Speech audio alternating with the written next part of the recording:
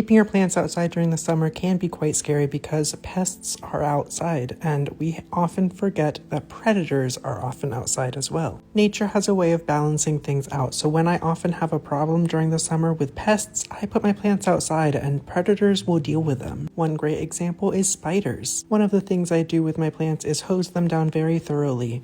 And I did notice that little spider on this lipstick plant. Apparently the spider made it and came inside. But I love spiders, so that is okay, as they will eat a lot of the bad things I don't want. But unfortunately, this will really depend on your location. You'll have to look at the plants that live in your garden and see what kind of pests they deal with.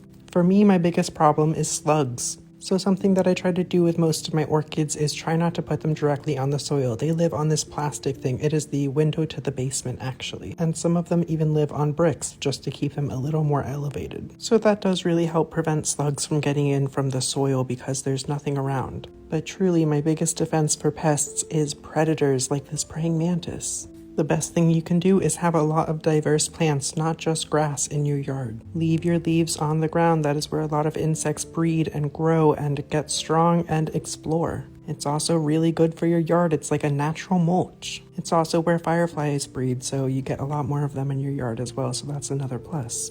But truly, protect the environment, and the environment will protect you and your plants. But for some of the larger plants like the hibiscus, I do use a slow-release insecticide and pesticide kind of thing as just a preventative measure. I've never really had a problem, but I would rather not introduce something with such a big plant. It just makes it easier to have that kind of thing in the soil. But I also hose them down really well, and sometimes I will soak them or repot them depending on what they need, especially if it lives on the soil and I know it's going to be quite sluggy in that pot. But truly, a healthy yard will lead to a healthy insect population, and that's why slugs are my biggest problem, because the other ones get eaten.